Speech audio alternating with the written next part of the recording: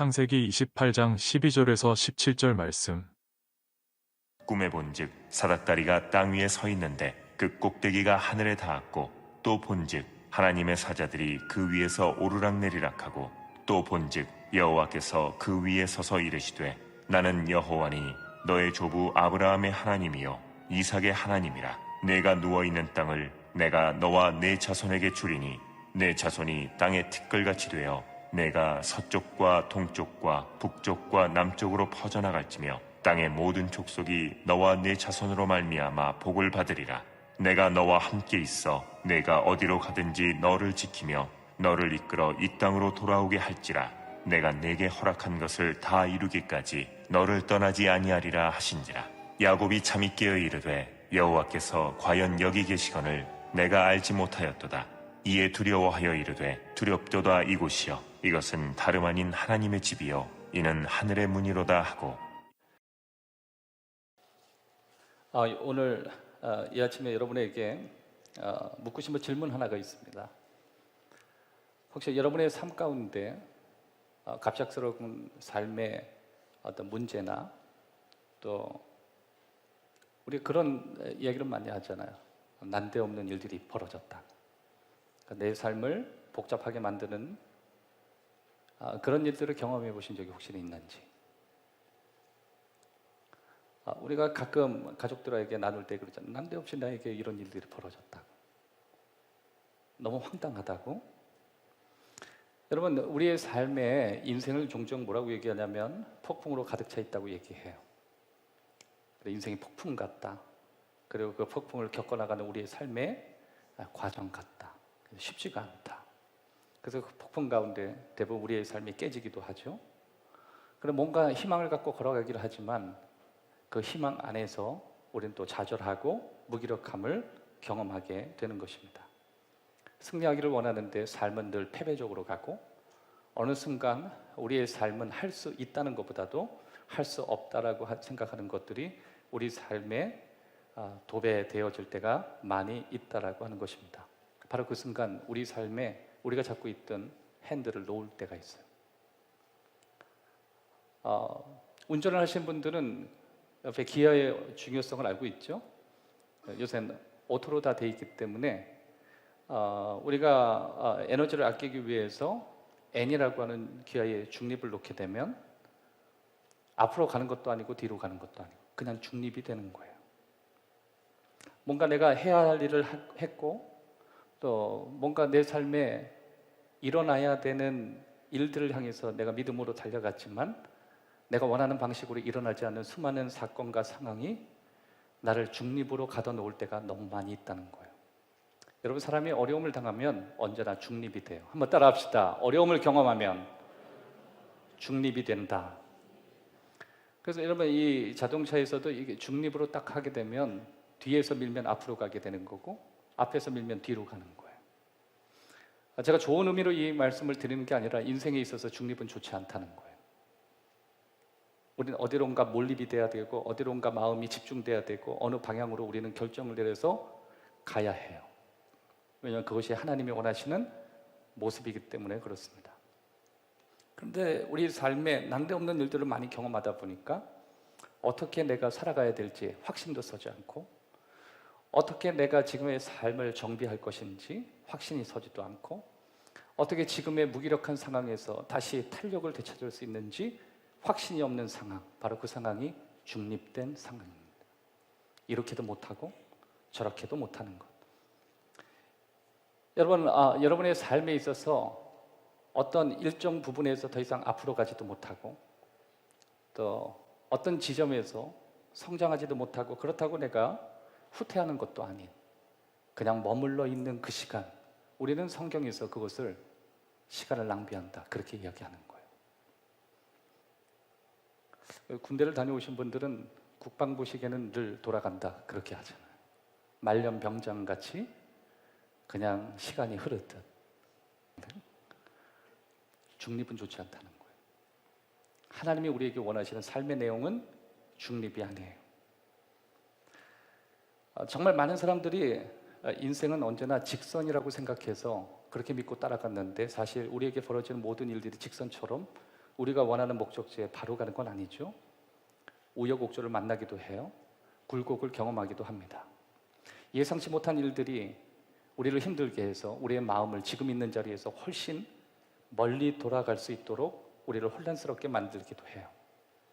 뿐만 아니라 여러분이 지난주에 경험하셨을 수도 있고 지금 계속 경험하고 있는 일들 가운데 내가 예상치 않았던 일들이 여러분의 삶을 계속 가로막고, 그래서 결국 여러분들이 지금 중립의 상태인 분들도 있을 것입니다. 여기서 여러분에게 질문 하나를 더 할게요. 혹시 오늘 예배에 참석하신 여러분들 가운데 목사님, 저는 삶의 돌파구가 필요합니다, 그런 마음을 가지고 계신 분들은 손을 한번 들어주십시오. 됐습니다. 내려주십시오.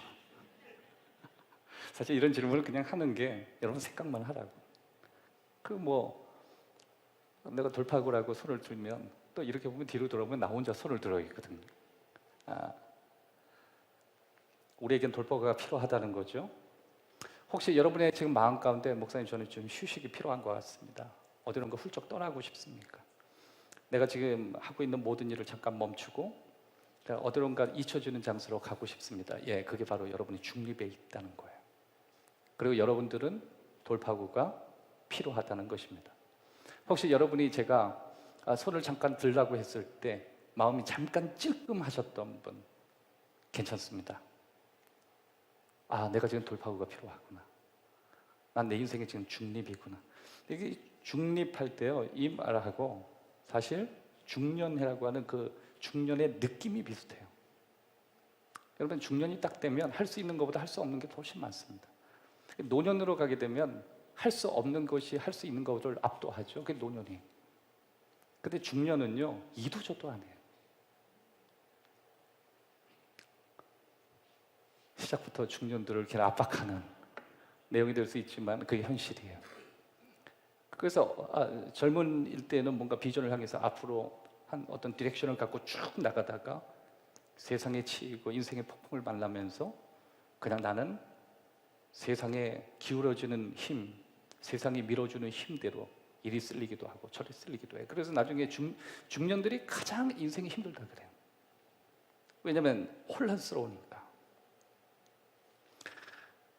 혹시 여러분의 삶 가운데 뭔가 믿음으로 아니면 이 중립에서 어느 한 방향으로 가겠다고 결정을 했는데 그것이 좋은 방향이 아니라 여러분을 파괴하는 방향으로 갔고, 뭔가 지금보다 훨씬 나은 모습으로 가기를 원해서 결정했던 모든 결정이 지금보다 훨씬 좋지 않은 결과를 가져왔다 해도 괜찮습니다. 중립보단 나아요. 혹시 여러분이 지금 재정적인 파산의 경험 가운데 묶여 있을 수도 있고, 또 여러분의 가정 가운데 심각한 갈등 때문에 힘들어질 수도 있고, 여러분이 직장에 적응하지 못하는 모습 가지고 눌려있는 상황이도 괜찮아요. 그 모든 것들이 여러분의 어떤 한 방향을 향해서 벗어나려고, 여러분의 중립에서 좀 벗어나려고 여러분을 움직이고 있다면 그건 굉장히 좋은 거예요. 왜냐하면 중립은 그것보다 훨씬 나쁜 거기 때문에 그래요. 한번 따라 합시다. 중립은 머물러 있는, 중립은 다른 방향으로 가는 것보다 훨씬 더 위험하다. 내가 원했던 방향으로 가는 것이, 내가 원하지 않는 방향으로 가는 것이 차라리 중립으로 있는 것보다 훨씬 낫다라고 하는 것입니다. 여러분, 거기에 박스에 인생은 이렇게 돼 있어요. 인생은 항상 일직선으로 펼쳐지는 게 아니라고 하는 거예요. 인생은 내 마음과 다르게 예상치 못한 것들의 우여곡절, 혼돈, 곡선으로 이루어져 있습니다. 이 말이 무슨 뜻이냐면 우리 삶의 여러 영역에서 우리는 우여곡절을 경험하게 되면 우리는 곧 중립적인 위치에 놓이게 된다는 거예요. 내가 예상치 않은 일들을 만나게 되면 그걸로 인해서 어떤 방향으로 가면 아주 좋은 건데, 우리는 예상치 못한 일을 딱 만나는 순간 그냥 스탑하게 돼요. 우울증이 나쁜 게 뭐죠? 우울증은 지극히 극단적으로 중립을 갖게 만들어요. 내가 우울한 상태를 그대로 두게 되면, 여기에 잘못된 생각이 들어오면 그 사람을 파괴적으로 만들고 주변을 파괴적으로 만들고 그 사람과 연결되어 있는 모든 관련된 걸 다 파괴적으로 만들어요. 근데 우울한 게 나쁜 건 아니에요.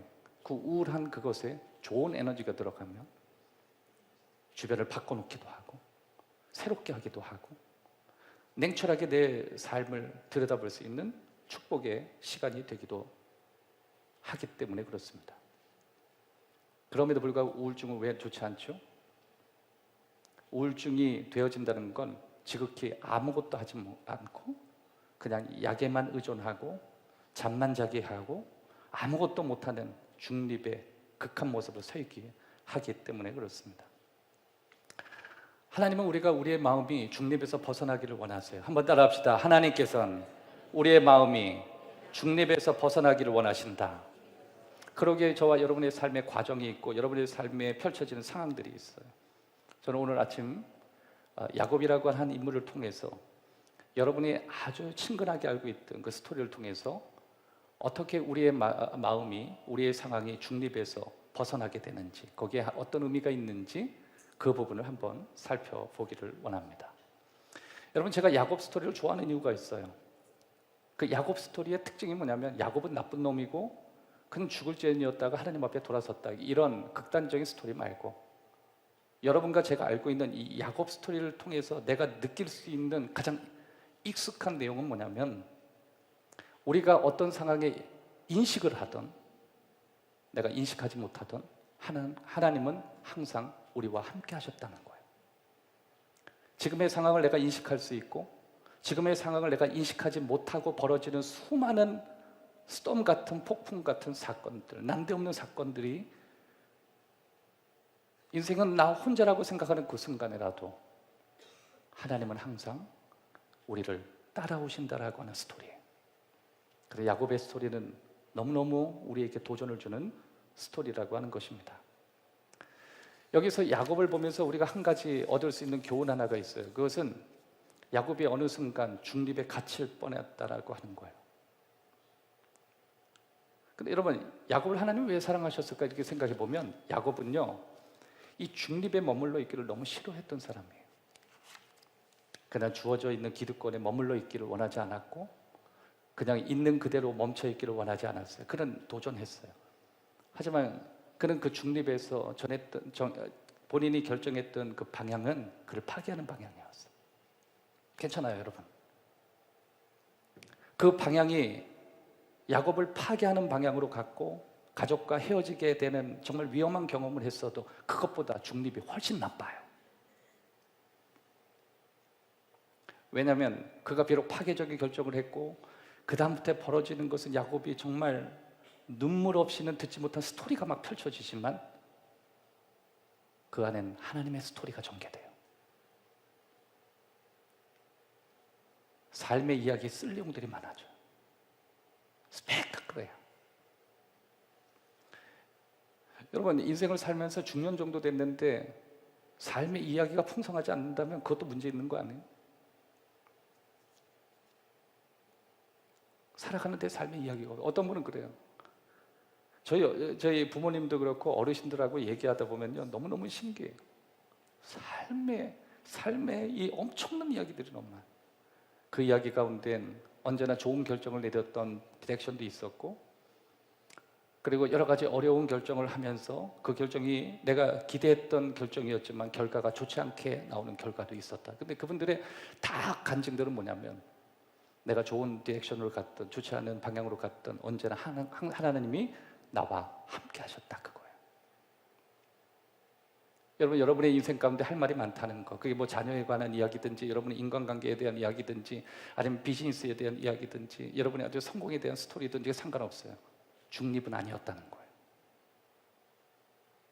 혹시 여러분의 건강상 문제가 있는 분들 그 건강을 벗어나기 위해서 그 좋지 않은 모습에서 벗어나기 위해서 부단히 여러분이 노력한다는 건 하나님이 원하시는 거예요. 왜냐하면 하나님은 중립의 모습에서 벗어나기를 원하시는 거예요. 여러분이 지금 비즈니스를 하는데 사업이 굉장히 어렵지만 여기에 대한 돌파구가 있을까 고민하는 것 그것은 하나님이 원하시는 마음이에요. 중립보다 나아요.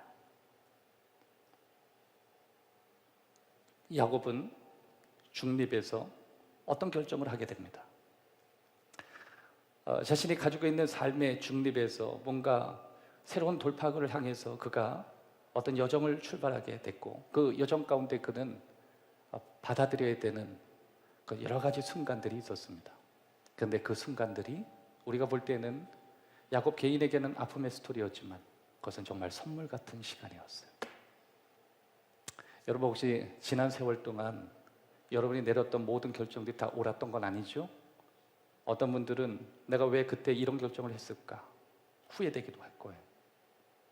그러나 되돌아서 보면 그 순간이 내게 선물이었다. 여러분이 간증하게 되고 느끼게 되고 고백하게 될 거예요. 야곱이 그렇게 중립에서 벗어나는 그런 상황 속에서 그가 품어야 됐고, 그에겐 아픔이었고 그에겐 잘못된 결정이었지만 하나님이 그에게 주시는 좋은 선물 같은 세 가지의 방향의 축복들이 있었습니다. 그것이 저와 여러분의 오늘 삶을 바꾸기를 주의 이름으로 축원합니다.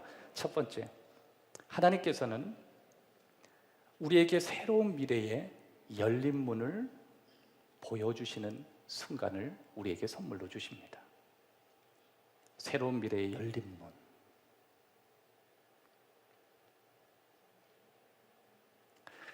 여러분, 야곱이 누군지 아시죠? 야곱은 아브라함의 손자예요. 아버지는 이삭이에요. 믿음의 계보에 3대 족장을 얘기할 때 언제나 들어가는 게 야곱이에요. 한번 따라 합시다. 아브라함, 이삭, 야곱. 여러분, 한 가문에 좋은 목사님이 계시면 그 후손들에 대해서 주목하죠. 거기에 뭐 대학 총장이 있든지 좋은 훌륭한 목회자가 있든지 아니면 여러분이 기타 등등 우리가 공적으로 존중할 사람이 그 가문에 있으면 레거시 존중하잖아요. 야곱의 할아버지는 아브라함이었습니다.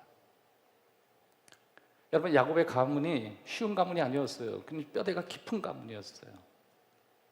그는 어릴 때부터 할아버지의 믿음에 자자자하게 들었어요.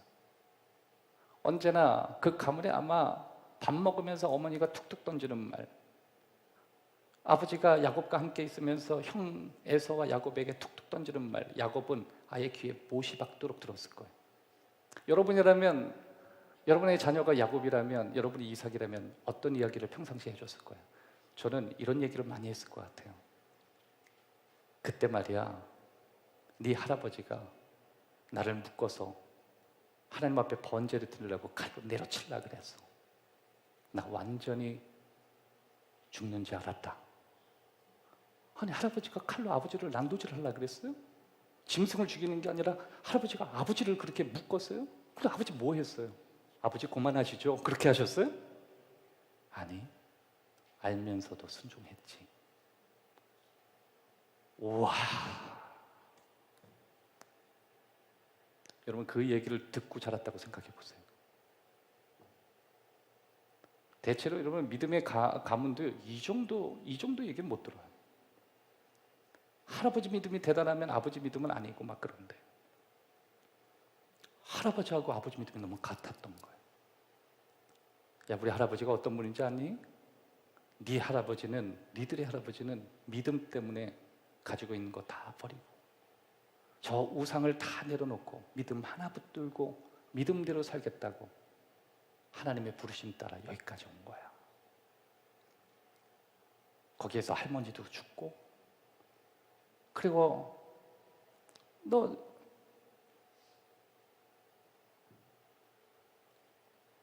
할아버지가 얼마나 믿음이 가득한지, 너 아버지를 하나님께서 네 아버지 바치라고 하니까 할아버지도 뒤 돌아보지 않고 그냥 바친다고 했어. 근데 그 순간, 그런데 어떻게 됐어요? 나 멀쩡하잖아. 하나님의 할아버지 멈췄어. 그 자기도 짐승이 없는 줄 알았는데 둘러보니까 짐승이 묶여 있었던 거야. 할아버지가 그 사람 여호와 이레라고 했어. 오 마이 갓. 여러분의 할아버지가 그런 할아버지가 됐으면 좋겠어. 야, 네 할아버지 지금 너무 열받아서 짜증내서 밖에 나갔다, 슈퍼마켓 갔다, 막 이런 얘기만 했지 말고 믿음의 스토리. 그거는 야곱만 들은 게 아니라 에서도 들었고, 그리고 이삭도 그런 얘기했어요. 야, 그렇게 할아버지의 믿음을 내가 받아들여서 너 보듯이 우리 아무것도 없었지. 할아버지보다 100배의 복을 받았어. 종도를 봐, 끝도 없지. 너 먹고 쓰는 거 지장 없지. 얼마나 좋았겠어요. 더군다나 당시에는 장자들은 다 가져가거든요. 차남의 어떤 세컨 찬스는 없어요. 거의 장남이 다 가져가고 나눠주는 거예요. 에서는 막 가슴이 뿌듯하게. 이삭이라도 아무래도 이제 남성이니까 장자를 더 좋아했겠죠. 그러니까 에서를 쓰다듬어주면서 이 모든 것이 너의 것이니라. 영화에서 보면 아예 my loving son. 그래서 에서도 끄떡끄떡. 그게 여러분이 보고 있는 야곱 가문의 스토리. 그런데 여기서 야곱의 이 스토리에서 아주 어려운 이야기들이 펼쳐지게 되는 거예요. 그것은 뭐냐면 이 훌륭한 혈통 안에서 야곱의 형이 에서였고, 에서는 장남이었고, 또 에서는 그가 태어남과 동시에 상상할 수 없는 엄청난 보상을 그는 축복으로 받기 위해 그는 장남의 줄에 서 있다라고 하는 거예요. 여러분, 리브가라고 하는 엄마가 야곱을 항상 찾는 거 보면 험한 일은 야곱이 다 했고 형은 기득권에 취해 있었던 것 같아요. 형은 당연히 가만히 있어도 장남이니까 모든 걸 받을 거고, 자기는 죽기 살기로 뛰고 노력해야 줄까 말까니까 세상이 불공평하기도 생각했다. 그래서 야곱의 모습이었을 것입니다. 그런데 여기서 우리가 당연히 축복은 나의 것이라고 생각할 수 있었던 이 에서의 입장에서 보면 모든 것이 안전했고 모든 위치가 다 자기 것이었고, 또 야곱이 자기 형을 볼 때 가만히 있어서 모든 걸 공짜로 다 가져가는 형이 불공평하게 보였던 것입니다. 우리가 이것은 다 알고 있는 사실이에요. 드디어 이제 스토리가 벌어지기 시작합니다. 에서가 밖에서 사냥하고 돌아왔을 때 그날따라 왜 이렇게 배가 고팠는지, 그리고 왜 이렇게 피곤했는지, 바로 그 순간 야곱은 그런 에서의 신체적인 어려운 상황을 이용하기 시작했습니다. 형이 들어오면서 이렇게 얘기하는 거예요. 나 배고파서 죽을 것 같아. 난 너무 배가 고파. 속이 쓰려. 이 창자가 들러붙었어. 그러니까 동생이 이렇게 얘기합니다. 형, 내가 진짜 맛있는 음식 했는데 이 음식 먹고 형 장자 권리 나한테 넘겨줘. 야, 내가 뭐 죽으면 이게 다 뭔 소용이 있냐. 그래, 너 장자 권리 네 가져가. 그 대신 팥죽 한 그릇 놔줘. 야곱은 계획했었고, 그리고 할아버지 때, 아버지 때 본인이 배웠던 게 있었습니다. 믿음의 사람의 고백은 하나님이 들으신다는 거였어요. 그런데 그게 사실은 야곱의 꾀에서 나온 거예요. 형을 유도했어요. 형은 그렇게 아무 생각 없이 당연한 권리로 자기 거라고 생각하고 막말할 거라고 알고 있었어요. 그래서 그렇게 속였고 드디어 형을 속였습니다. 문제는 형만 속인 게 아니라 자신의 아버지도 속였던 거예요. 나이가 들어서 자신을 낳다 보니까 이제 앞에 있는 자신의 자녀도 알아보지 못할 만큼 눈이 어두워졌어요. 자신의 아버지에게 이제 마지막 순간에 장남을 축복하려는 바로 그 순간에 형처럼 변장을 하고 내가 형이라고 얘기하고 형이 받아야 될 축복을 다 받았습니다. 여기서 흥미로운 거 하나 더 있어요. 야곱이 그런 행동을 하고 나서 에서는 굉장히 화가 나기 시작했다는 거예요. 굉장히 분노했다는 사실이에요. 그런데 여러분, 제가 말씀을 보면서 언제나 궁금했던 건 뭐냐면, 뭐 이거는 형 내가 그냥 그렇게 했던 거 취소할게 라고 하고 그냥 서로 중지하면 되는데 이게 도망가야 될 이유까지 됐겠나? 살아가는 부모님을 떠나는 정도까지 그런 어려운 결정을 굳이 할 필요가 있었나? 이런 생각을 좀 했어요. 왜냐하면 성경에 보면 엄마도 떠나라 그러고 본인도 떠나라 그러고, 아니 팥죽 한 그릇 그게 뭐길래? 근데 자세히 묵상을 하다 보면 그때의 분위기를 이해할 수 있었던 것 같아요. 왜 그러냐면 형이 너무너무 화가 났던 거예요. 눈빛에선 살기가 있었던 것 같아요. 여러분 가끔 그럴 때 있죠. 나는 용서해. 그런데 눈에 막 도끼가 들어가 있는. 네? 야곱은 영리했습니다. 엄마도 영리했어요. 자신이 낳은 첫째 아이지만 이게 들 사람 같아서 한번 한다면 진짜 하는 애거든요. 집안이 난리가 날 것 같아요. 야곱도 그런 생각을 했습니다. 왜 그러냐면 형이 자신을 보는 눈빛이 예전 같지 않거든요. 느낌이 와요. 형은 자기를 용서했다고 하면서 용서하지 않은 거예요. 그리고 형은 아버지가 곧 죽으실 것 같으니까 죽을 날만 기다리고 있는 거예요. 왜냐하면 아버지가 살아계실 때는 자기 동생을 죽이거나 불효자가 될 수는 없으니까 아버지가 죽기만을 기다리는 거예요. 왜냐하면 아버지가 죽으면 바로 동생을 죽이려고. 그만큼 상황은 심각했습니다. 엄마였던 리브가가 그것을 눈치채고 야곱을 불렀습니다. 얘네가 생각할 때 너는 좀 떠나는 게 나을 것 같다. 엄마, 제가 어디로 갈까요? 삼촌 집으로 가. 내 형제 삼촌 집으로 가면 너를 보호해 줄 거야. 그런데 여기서 삼촌까지 너무너무 멀어요. 중간에 강도를 만날 수 있고 그 어린 친구가 야생에 그냥 홀로 도망친다는 것은 이것은 엄마가 할 결정도 아니고 야곱이 그 결정을 한다고 뭐 위대했던 야곱도 아니었기 때문에 그건 굉장히 위험한 결정이에요. 근데 여기에서 우리는 알 수 있는 것은 야곱이 지금 했던 이 결정은 저와 여러분이 누구라도 그렇게 결정할 수 있어요. 왜냐하면 저와 여러분이 과거에 가졌던 그 실패로부터 언제나 그 상황이 만나면 우리는 도망부터 갈 거니까.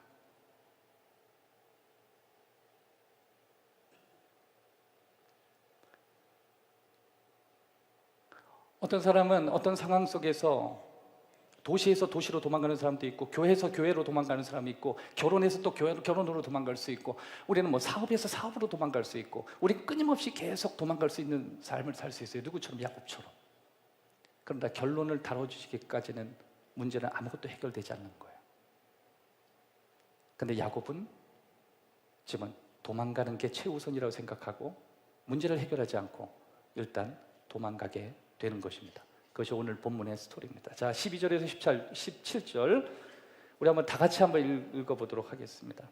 다 같이 읽겠습니다. 시작. 꿈에 본즉 사닥다리가 땅 위에서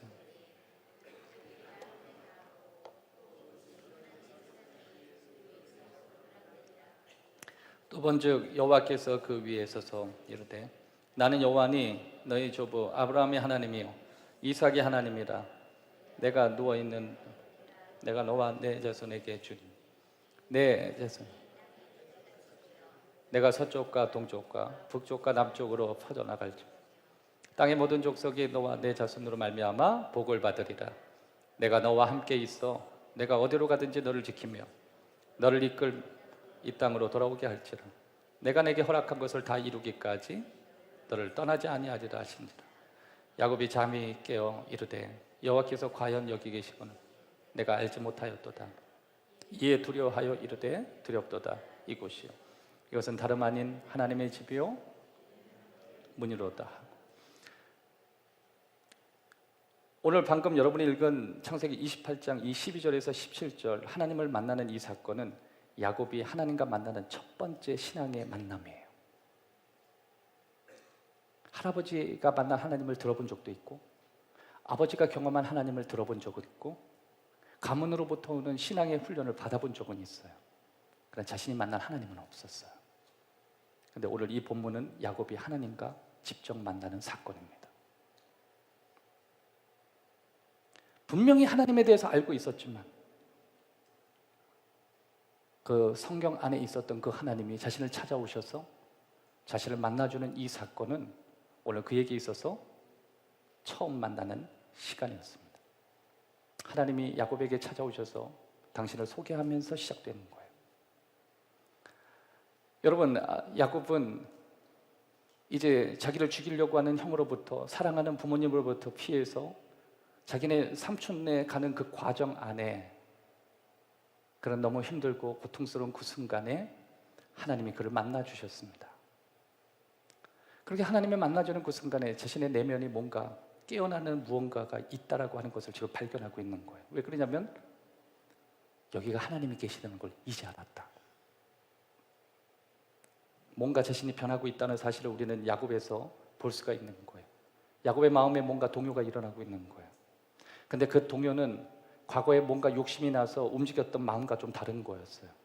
이건 하나님과 중립적인 야곱이 만나는 그 만남 속에 움직이는 시간이었어요. 여러분, 어느 순간 여러분이 교회를 찾아오셨을 때 여러분 마음 가운데 하나님께서 여러분에게 뭔가 요구하시는 마음들이 내 마음가에서 움직일 때가 있습니다. 뭔가 내 마음이 각성이 일어날 때가 있어요. 야곱이 마치 잠에서 깨어나서 말하기를, 주님, 이곳에 주님이 계신 줄 몰랐습니다. 여기 하나님이 계시는 줄 몰랐습니다. 사랑하는 여러분, 오늘 혹시 여러분이 찾아온 이 검단 행복한 교회에 여러분이 내렸던 중립에서 뭔가 열심히 하려다가 내렸던 결정이 야곱처럼 자신을 파괴적이고 어려운 모습으로 몰아갔다 할지라도 괜찮아요. 왜냐하면 그 속에서 하나님이 야곱에게 보여주기를 원했던 마음은 그의 미래였어요. 그것보다 훨씬 나쁜 거는 그 사람의 중립이에요. 그냥 이대로 될 대로 되라고 살아가는 거예요. 야곱은 중립보다 어느 한 방향으로 가기를 원했어요. 그래서 그가 내렸던 그 결정이 그를 아버지 집에서 편한 자리에서, 안전한 자리에서 그를 불편한 자리로 몰아갔어요. 남들이 볼 때는 그는 파괴적인 상황이었고 불쌍한 상황이었고 안타까운 상황이었어요. 괜찮아요. 중립보다 훨씬 나아요.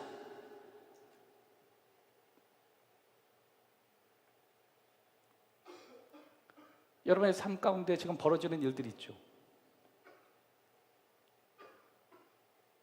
그냥 중립대로, 그냥 떠밀리는 힘대로 살아가고 싶을 때, 이러면 안 되겠다라고 생각하는 그 마음이 뭔가 일어날 때, 저는 그 순간이 오늘 예배의 순간이 되기를 바라요.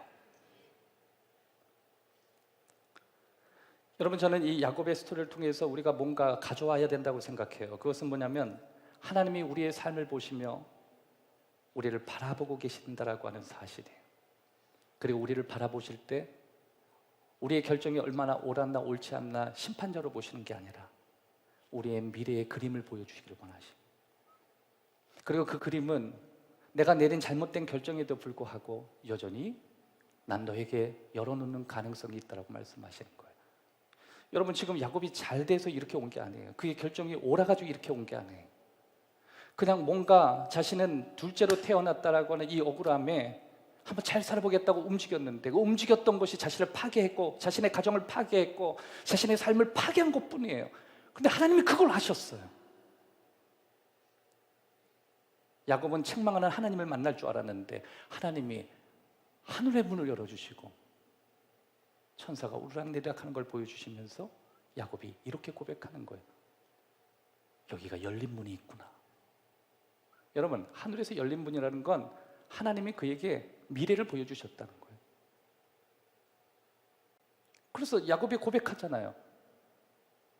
이런 상황에도 하나님이 계신 줄 몰랐습니다, 주님.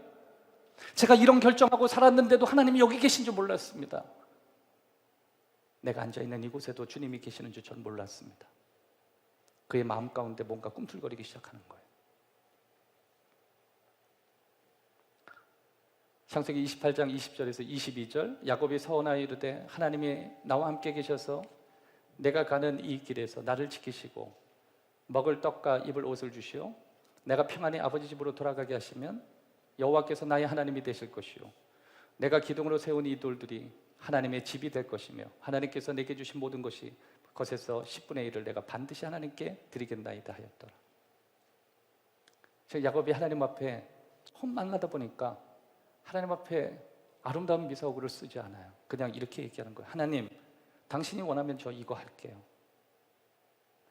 하나님, 당신이 원하시면 저는 이렇게 할 수 있습니다. 그냥 단순히 그 고백하는 거예요. 여러분, 여러분에게 보여주는 하나님의 열린 문이 있죠. 오늘 이 자리에 있을 거라고 좀 믿어요. 어떻게 됐건 여러분은 그 열린 문을 봐야 움직여요. 우리가 왜 신앙생활을 하냐면 하나님이 그 열린 문을 매 순간 보여주시거든요. 그냥 예배 와서 찬양 몇 곡 부르고 목사님 말씀 듣고 이제 시간 됐으니까 점심 먹고 오늘 찌개가 좀 짜네 뭐 이러고 돌아갈 수도 있지만 하나님께서 오늘 이 시간에 여러분의 마음을 만지시기 시작하는 거예요.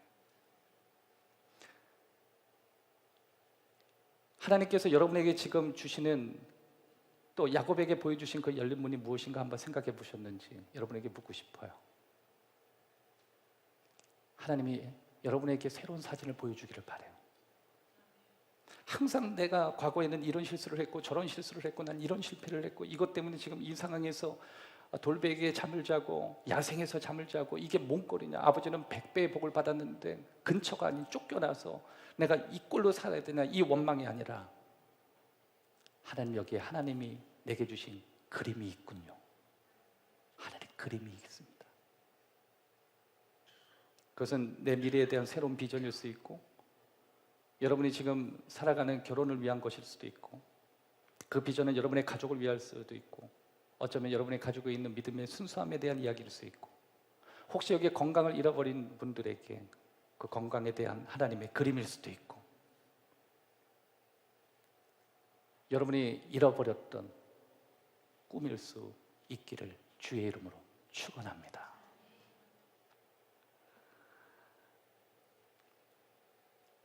하나님께서 우리에게 그것을 통해서 무엇을 해야 될지 우리가 선택할 수 있도록 가르쳐 주시는 거예요. 바로 그 문을 보여주시는 거예요. 하나님이 오늘 그 문을 보여주실 거예요. 예배 때 그걸 보셔야 되는 거예요. 찬양할 때 그걸 보셔야 되는 거예요. 여러분의 가정에 그 그림들을 보셔야 될 거예요. 두 번째, 하나님께서 우리 삶에 지나온 과거에 대한 삶의 성경 원리를 적용시킨다라고 하는 거예요. 저는 이렇게 하겠습니다. 여러분, 이것은요 구약에서 우리에게 주신 하나님의 원리예요. 너희가 이렇게 살면 내가 이런 복을 주리라 해요. 갈라디아서에서 보면 갈라디아서 6장 7절에 보면 스스로 속이지 말라. 하나님은 업신여김을 받지 아니하나니 사람으로 무엇을 심든지 그대로 거두리라. 이거는 신약 성경이지만 사실 신약의 내용이 아니에요. 이건 구약의 원리예요. 뭐든지 네가 심은 대로 거두리라 해요. 한번 따라 합시다. 심은 대로 거두리라. 창세기 29장부터 31장까지는 야곱의 인생을 들여다볼 수 있어요. 그러니까 한 사람의 인생을 3장을 통해서 우리가 들여다볼 수 있는데 야곱의 삶에서 실질적으로 그가 하나님의 계획들이 어떻게 전개되는지 자세하게 볼 수 있는 게 이 3장을 통해서 야곱을 전체적으로 훑어볼 수 있어요. 그런데 야곱이 그때 당하는 여러 가지 어려움들이 있죠. 그 어려움들은 야곱이 심은 결과에 대해 받는 거였어요. 여러분, 우리는 재미있는 야곱의 스토리 가운데 야곱이 드디어 삼촌 라반의 집에 도착하는 스토리를 여러분 알고 계실 거예요. 삼촌 라반의 집에 도착해서 그의 딸인 둘째 라헬과 썸 타는 이야기가 나와요. 우리 젊은 친구들 거기 보면 너무너무 재밌거든. 얼마나 라헬을 좋아했냐면 7년을 하루처럼 그 여인 하나만을 바라보고 살았대요. 참 야곱도 참 피가 뜨거웠던 사람이죠. 드디어 결혼식 날이 됐어요. 이제 완성하는 그 마지막 밤, 그날 밤을 너무너무 기다렸습니다. 그 여인을 얻기 위해서 7년을 기다렸고 7년을 하루처럼 지나갔다 성경은 이야기하고 있어요. 근데 뭐 어떻게 된 건지 모르겠는데 그 하룻밤을 지내기 위해서 그 텐트에 들어가서 이제 눈을 떴을 때 너무 깜짝 놀란 거예요. 둘째가 누워있는 게 아니라 첫째가 누워있는 거예요. 자기는 분명히 라헬과 결혼하기로 돼 있었는데 그 언니 레아가 있었던 것입니다. 그것이 창세기 29장 25절 여러분이 보고 있는 말씀에 있습니다. 야곱이 아침에 보니 레아라. 라반에게 이르되 외삼촌이 어찌하여 내게 이같이 행하셨나이까? 내가 라헬을 위하여 외삼촌을 섬기지 아니하였나이까? 외삼촌이 나를 속이심이 어찌 됨이니까. 따라합시다. 외삼촌이 나를 왜 속이셨습니까? 자신의 외삼촌이 자기를 속일 줄 몰랐어요. 근데 그것은 자신이 자신의 형을 속인 것과 같았습니다. 자신의 아버지까지 속였던 게 같았습니다. 하나님이 야곱을 너무 사랑했지만 이것은 야곱이 심은 것이었어요. 여러분, 라반은 야곱이 받아야 될 월급을 10번이나 바꿔서 줬습니다. 바꿔서 줬다는 건 무슨 뜻이냐면 얼마를 주겠다고 하고 봉투를 열어보면 다른 돈이 들어가 있는 거예요. 10번이나 못된 짓을 하는 그런 외삼촌 라반네 집에서 그런 정말 너무너무 고통스러운 시간을 보냈습니다. 이것이 야곱에게 적용되고 있었던 거예요. 여러분, 야곱의 가문은 아브라함 할아버지로부터 그 위대한 아버지 이삭, 자기까지 이어지는 그 믿음의 명문 가문이었어요. 여러분, 그 믿음의 명문 가문의 특징이 있습니다. 되는 가문의 특징은 원리와 원칙이 분명해요. 안 되는 집안은 원리가 없어. 되는 대로 가. 그냥 흘러가는 대로, 힘대로 쏠려가. 그런데요, 뼈대가 굵은 가문은요, 원리, 원칙이 분명한 가문입니다. 하나님이 그 가문을 아름답게 만들기 위해서 원리를 정해주셨어요. 하늘이 두 쪽 나도 내가 너희를 너무 사랑하지만 너희가 살아가는 모든 방식은 내가 과거에 얘기했던 성경의 원리와 언제나 같다.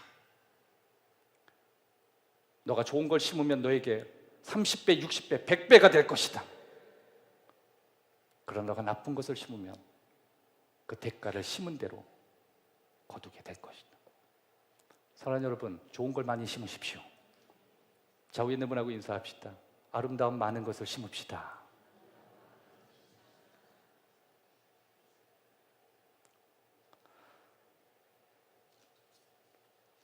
이 속임수는 야곱이 만난 예상하지 못한 모습이었어요. 이건 신약의 원리가 아니라 그냥 하나님의 원리였어요.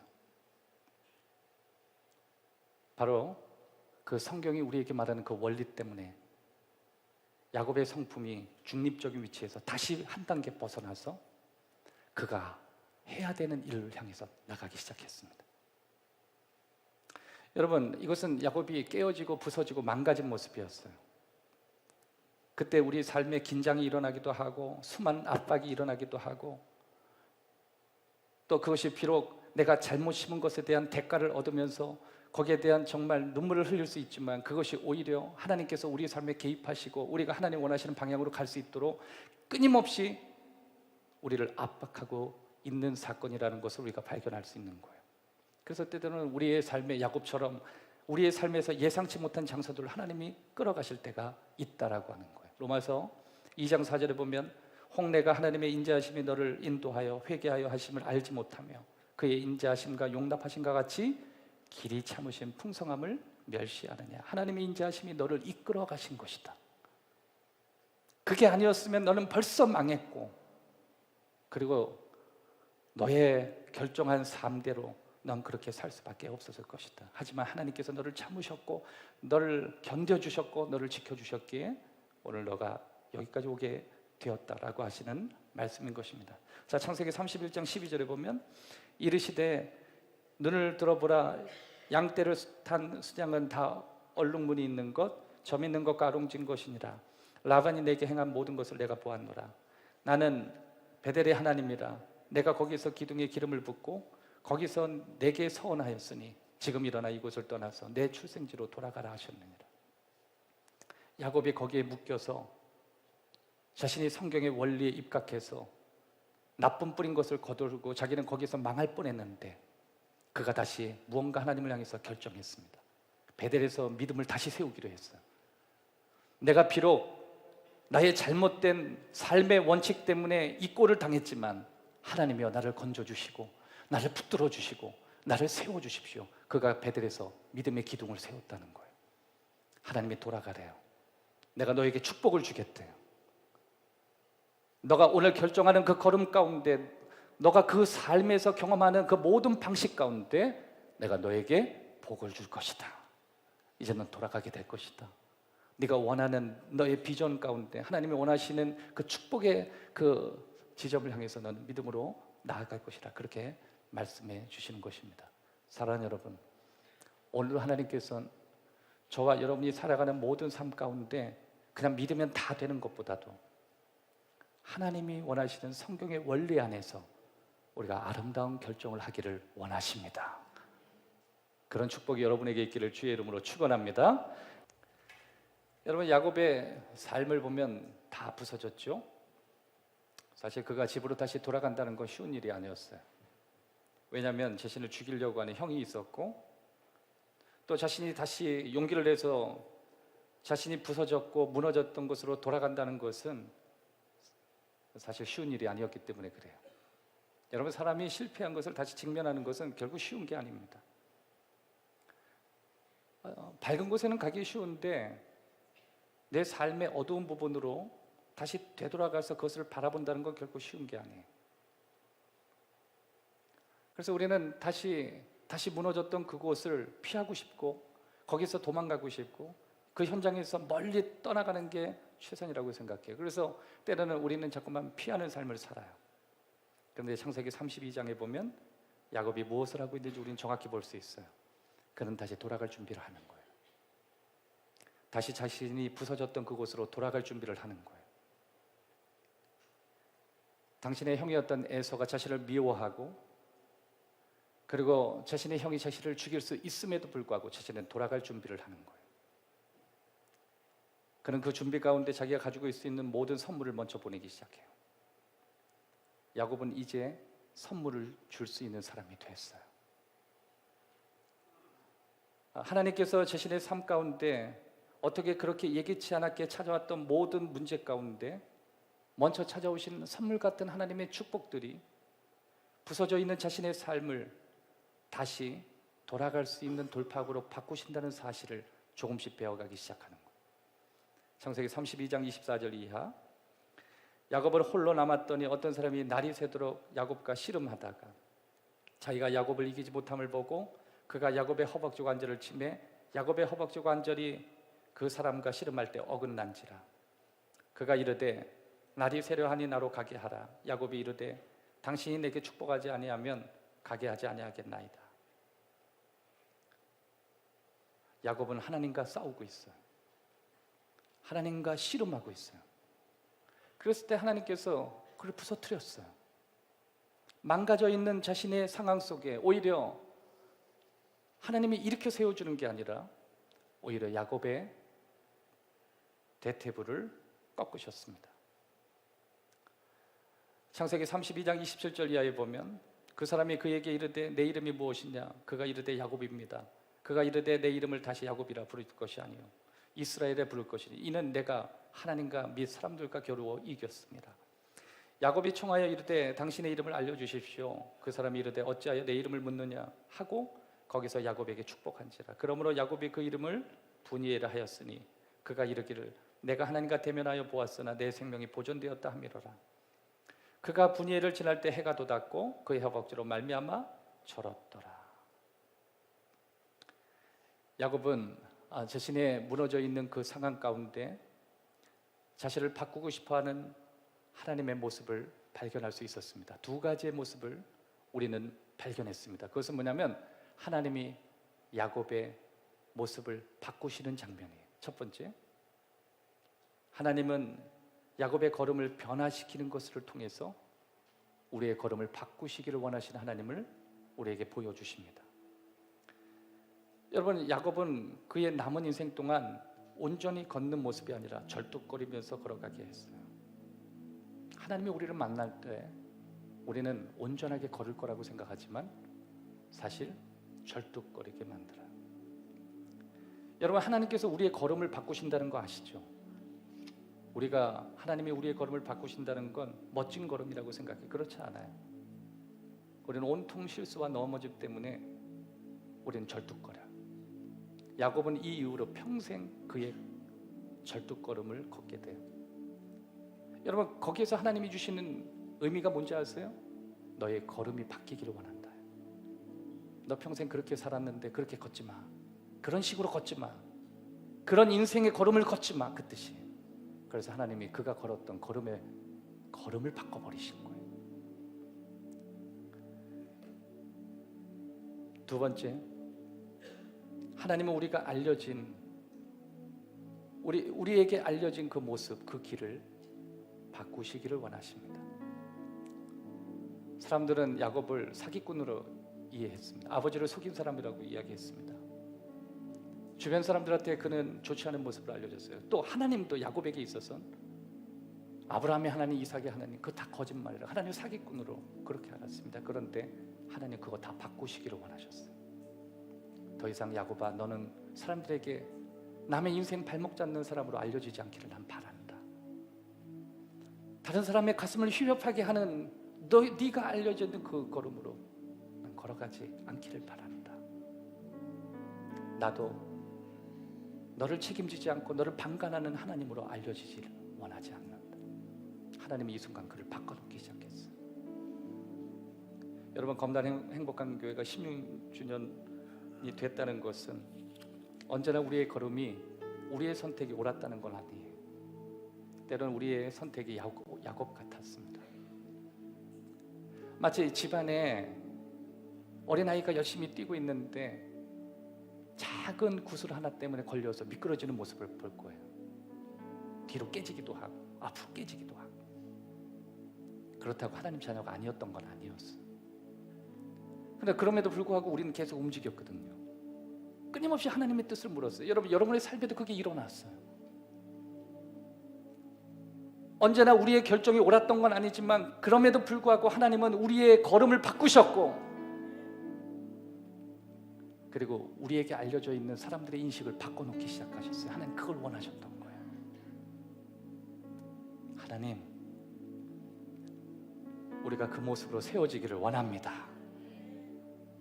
하나님께서 성경의 말씀대로 우리가 그 말씀을 붙들고 끝까지 나아갈 때 그 원리와 그 복이 저와 여러분을 16주년 동안 지켜주시는 원칙이 되었습니다. 교회는 승리하리라. 교회를 지키리라. 교회는 내가 피로 샀다. 여러분, 하나님은 철저히 그 원리 가운데 우리를 이끌어 가셨습니다. 그리고 언제나 우리 교회가 때로는 넘어지고 때로는 하나님이 원했던 그 그림대로 우리는 움직이지 않고 뭔가 움직이려 하다 우리는 넘어지기도 했지만 언제나 그 넘어진 자리를 하나님이 돌파구로 바꾸셨습니다. 넘어졌던 그곳에서 다시 주님이 부르시는 곳으로 뛰어가도록 하셨습니다. 주님이 여러분과 함께 하기를 바랍니다. 기도합시다. 좋으신 아버지, 16주년 동안 우리와 함께 하신 주님 찬양합니다. 우리는 머물러 있지 않았고 우리는 끊임없이 움직였고, 그리고 때로는 움직이는 가운데 넘어져서 아파하면서 힘들어했던 시간들이 있었습니다. 그때마다 하나님은 우리에게 언제나 하늘의 문을 열어주시고 그 순간에도 우리와 함께 하신다는 것을 가르쳐 주셨습니다. 포기하지 않고 끝까지 달렸고, 때로는 하나님이 우리를 이끄시는 방식이 성숙하지 않는 우리들의 모습 가운데 우리가 치러야 될 대가로 가르쳐도 주셨습니다. 아버지, 오늘 예배에 참여한 우리 행복한 교회 모든 교우들의 삶도 그렇게 되기를 바랍니다. 때로는 실패하고 때로는 넘어져서 때로는 아파하지만 그것이 우리의 마지막이 아님을 알게 하시고 믿음으로 달려가게 하시옵소서. 하나님의 도우심을 바라보고 달려가게 하시옵소서. 예수 그리스도의 이름으로 기도하옵나이다.